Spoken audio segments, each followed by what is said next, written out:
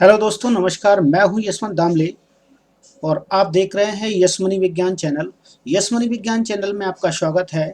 आज के वीडियो में हम सीखेंगे प्रतिरोधों का श्रेणी क्रम में व पार्श्व क्रम में संयोजन कैसे होता है तथा उनका परिणामी प्रतिरोध को किस प्रकार से ज्ञात कर सकते हैं।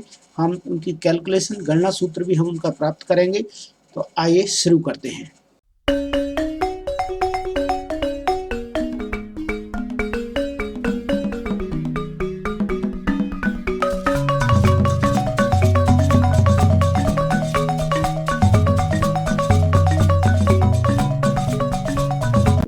आज हम पढ़ेंगे प्रतिरोधों का श्रेणी क्रम में संयोजन। ठीक, तो प्रतिरोधों में श्रेणी क्रम का संयोजन जान लेते हैं किस प्रकार से होता है। इस श्रेणी क्रम में संयोजन के लिए प्रतिरोधों को किस प्रकार से संयोजित किया जाता है वो यहाँ पर दिखा रहा हूँ मैं आपको। सबसे पहले यदि हम दो या दो से अधिक प्रतिरोध लेते हैं तो किस प्रकार से उन्हें जोड़ते हैं यह देखेंगे हम। मैं यहाँ पर ले रहा हूँ, सबसे पहले देखिए एक प्रतिरोध लिया है मैंने R1, इसका नाम होगा। इसके बाद दूसरा प्रतिरोध जहाँ लेता हूँ मैं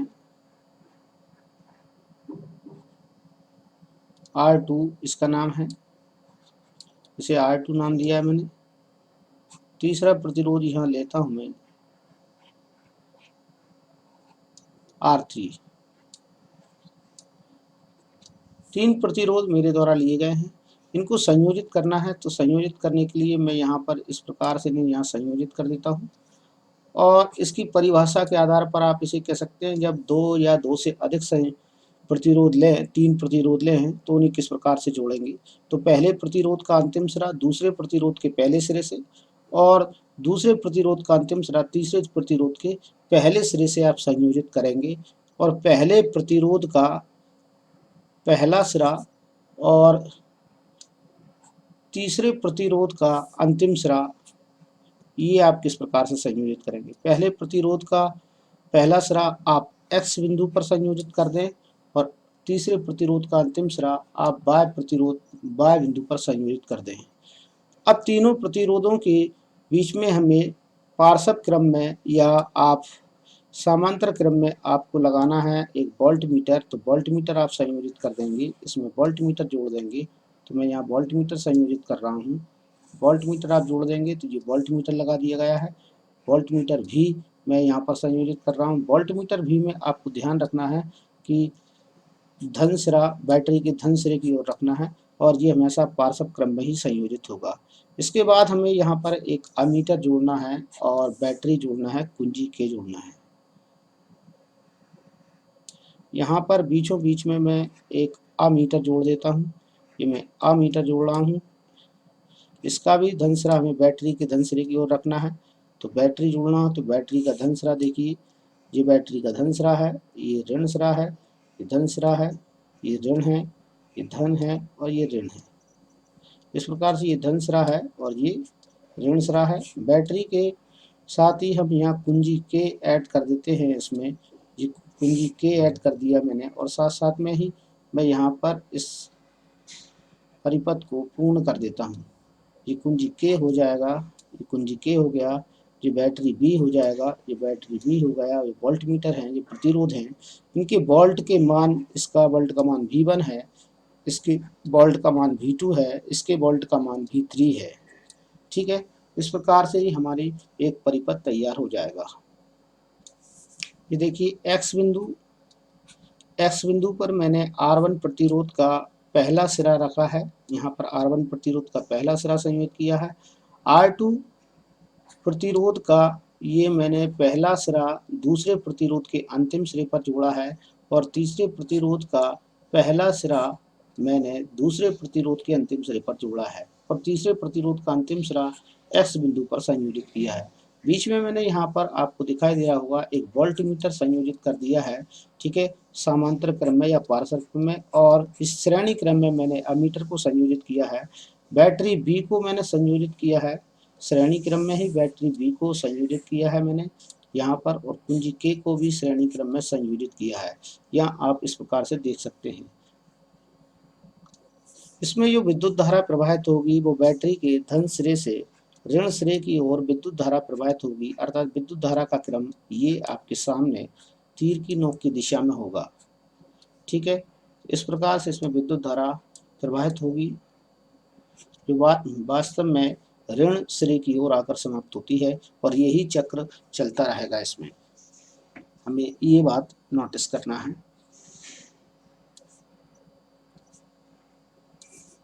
इसके बाद मैं आपको ले चलता हूं इसमें आगे, इसमें किस प्रकार से परिपथों को जोड़ा गया, परिपथ को पूर्ण किया गया, इसमें कुल कितने प्रतिरोध जोड़े गए हैं। तो यहाँ पर लिखेंगे परिणामी प्रतिरोध या कुल संयोजित प्रतिरोध। यह देखिए कुल संयोजित प्रतिरोध कितने हैं। तो कुल संयोजित प्रतिरोध हमारे पास 3 प्रतिरोध जोड़े गए हैं। तो परिणामी प्रतिरोध के तौर पर मैं यहाँ पर दर्शाऊंगा R, ठीक ना, S यहाँ पर ले रहा हूँ, बराबर R1 प्रतिरोध इसमें ऐड किया गया है, R2 प्रतिरोध ऐड किया गया है, प्लस R3 प्रतिरोध ऐड किया गया है। यदि आप और प्रतिरोध ऐड करना चाहें तो प्लस लगाकर आप इन्हें यहाँ भी बढ़ा सकते हैं। इसे करके डॉट डॉट में यहाँ खाली छोड़ रहा हूँ, तो यहाँ पर भी आप प्रतिरोध को लिख सकते हैं, प्रतिरोधों को, ठीक है ना। तो परिणामी प्रतिरोध यही है। सभी प्रतिरोधों में एक समान विद्युत धारा प्रवाहित होगी, अर्थात विद्युत धारा ये प्रवाहित होगी वो आई होगी। यहाँ आप लिखेंगे कि सभी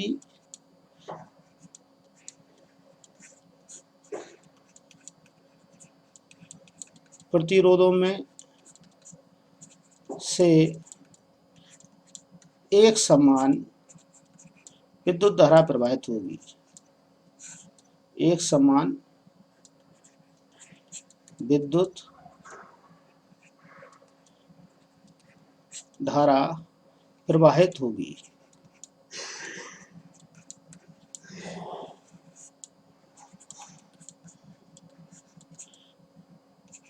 वो कैसी होगी, आई, ठीक है ना। अब इसके बाद हम देख लेते हैं आगे कुल विभवांतर कितना है। कुल विभवांतर लिखेंगे, यहाँ पर हम लिखेंगे V के बाद आप देखेंगे इसमें V1 वोल्ट जुड़ा हुआ है, V2 वोल्ट है और V3 वोल्ट है। यदि आप इसमें R1 R3 के बाद बढ़ाना चाहते हैं तो इसमें भी आप इस प्रकार से लिख सकते हैं, बढ़ा सकते हैं, ठीक है ना। तो ये हमारे पास एक प्रकार से वोल्ट मीटर का संयोजन आ गया है। सभी परिणामी जो विभवांतर है वो हमने जोड़ दिए हैं, ठीक। अब यहाँ हम देखेंगे अगला पॉइंट हमारा क्या होगा। इसे यहाँ पर जो दिया गया है परिणामी प्रतिरोध R1 R2 R3 वाला, इसे मैं समीकरण 1 नंबर दे देता हूँ, या समीकरण 1 देते हैं इसे, और भी परिणामी विभवांतर को हम समीकरण 2 दे देते हैं। अब देखते हैं ओम के नियम से। ओम का नियम क्या कहता है, यहाँ पर ओम के नियम से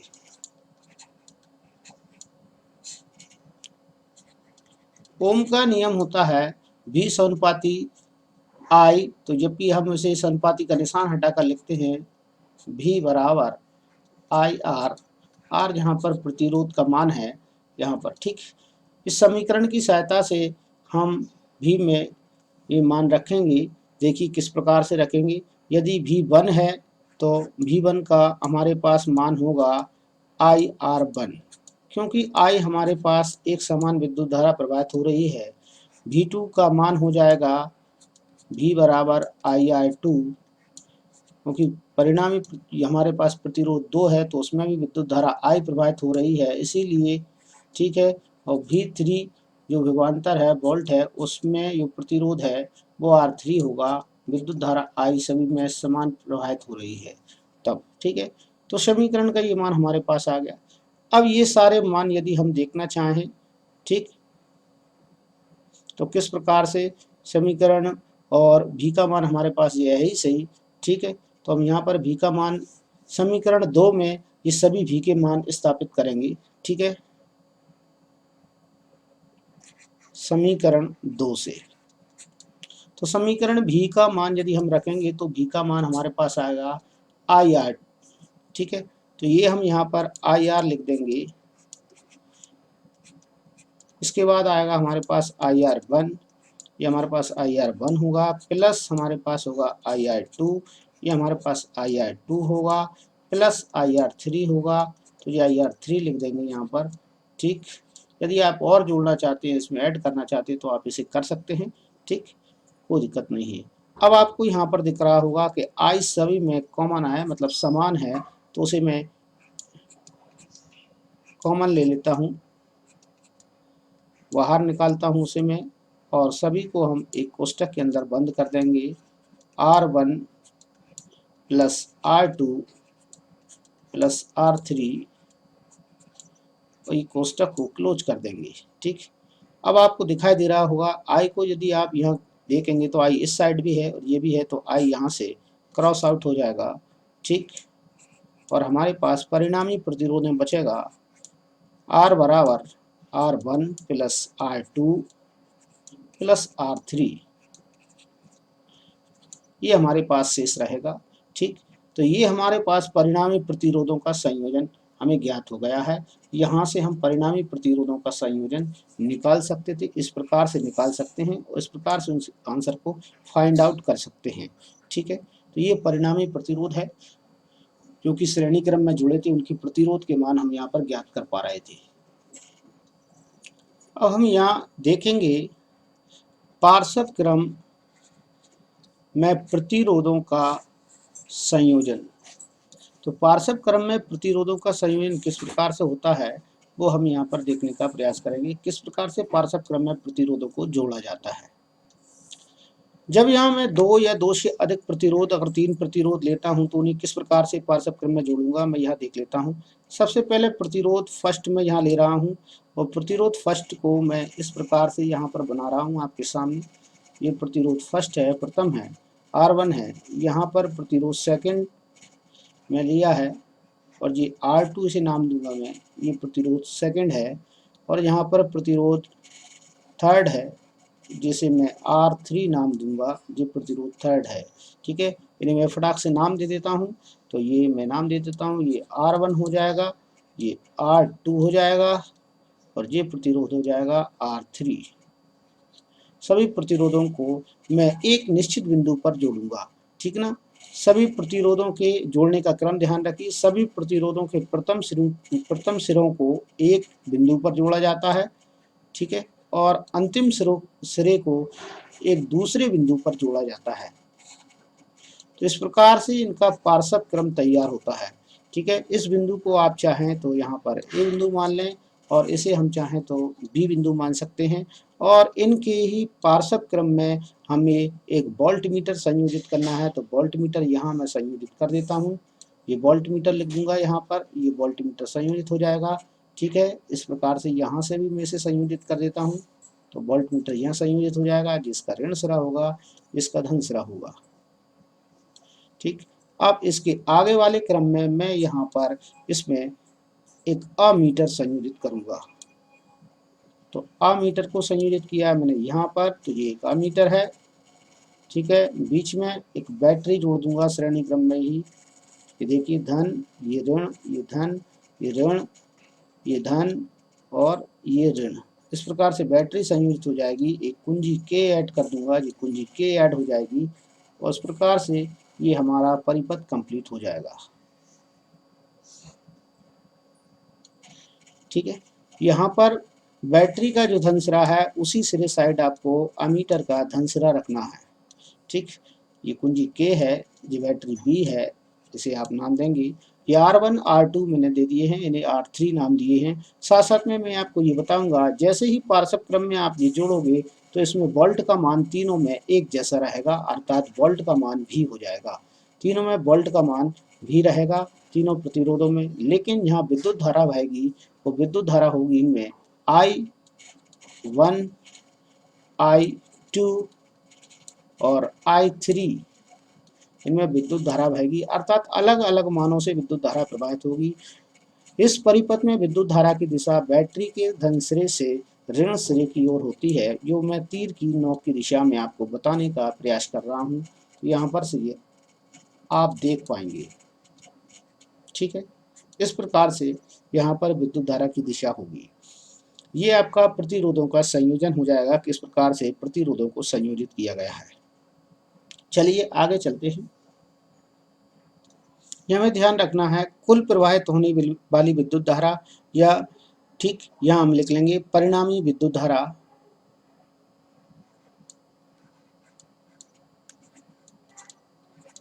यहाँ पर लिखेंगे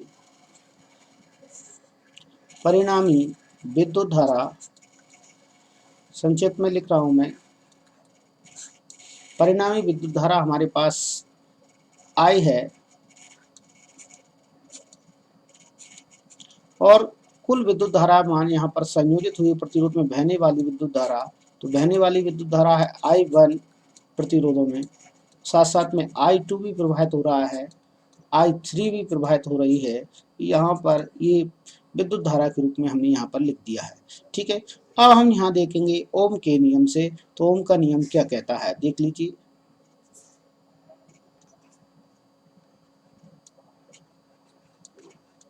ओम नियम से, तो ओम के नियम से आप जानते हैं, ओम नियम भी बराबर आई के लिए बोलता है।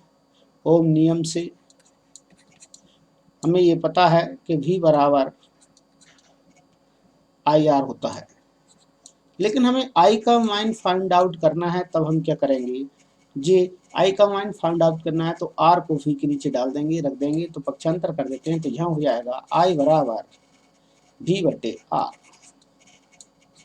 ये हमारे पास मान प्राप्त हो जाएगा। ठीक है, इस समीकरण को आप देख पा रहे हैं, ये हमारे पास मान प्राप्त हो जाएगा। ठीक है, इस प्रकार से। इसके बाद यदि हम आगे देखते हैं इसमें, तो आगे क्या होता है यहाँ पर आपको बताता हूँ। यह देखिए आई के मान हमें प्राप्त हो गए हैं, तो आई के लिए यह हम I1 के लिए मान प्राप्त करेंगे। तो I1 यहाँ पर लिखा है, तो I1 के लिए मान हो जाएगा इसका V बटे R1, ये मान होगा इसका। ठीक है, कमा I2 के लिए इसका मान क्या होगा, तो I2 के लिए मान होगा V बटे R2, ये इसका मान हो जाएगा। ठीक, और यहाँ पर I3 के लिए इसका क्या मान होगा, तो I3 के लिए मान होगा V बटे R3, ये मान हो जाएंगे। तो उपयुक्त तो समीकरण ऊपर वाला जो समीकरण है उसे समीकरण ए मान लिया जाए, ये मैंने मान लिया है। तो इसके बाद अगले समीकरण एक में हम I1, I2, I3 के मान रखेंगे। तो हम यहाँ लिख देते हैं, देखिए समीकरण एक में I1, I2, I3 के मान रखने पर यह देखेंगे आप, यहाँ पर मान रख दिया गया है। I का मान रखा गया V बटे R1, यहाँ पर ये मान रखा गया है V बटे R1, ये मान रखा गया है I का। ठीक ना, ये I1 का मान है, तो I1 का मान रखा गया है V बटे R1, I2 का मान रखा गया है V बटे R2, और I3 का मान रखा गया है V बटे R3। तो ये इस प्रकार से सभी के मान रख दिए हैं। अब यहाँ पर एक बात है कि V कॉमन आ रहा है, तो यहाँ पर V को कॉमन कर निकाल लिया गया है, और शेष समीकरण को ऐसा कैसे लिखा गया है। यहाँ पर दो चीज़ें एक समान नजर आ रही हैं जो आपको देख लेंगे, तो दोनों को एक दूसरे से क्रॉस आउट कर सकते हैं। यहाँ देखेंगे हम, देखिए इधर V R Y V, ये मैं यहाँ पर लेकर आया हूँ उसे, और यहाँ पर रह जाएगा 1y R1 plus 1y R2 और प्लस 1y R3।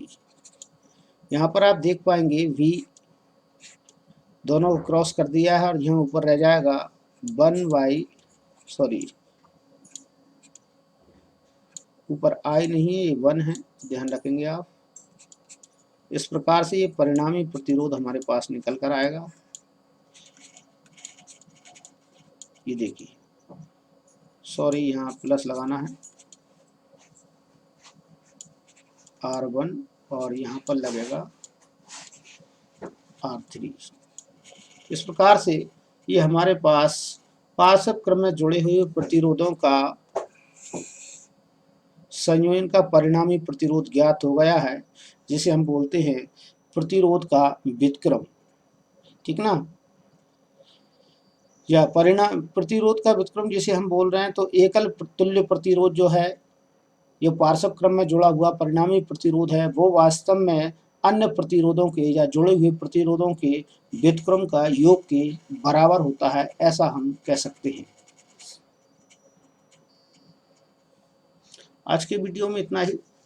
अगले वीडियो में हम अगला टॉपिक लेकर आएंगे।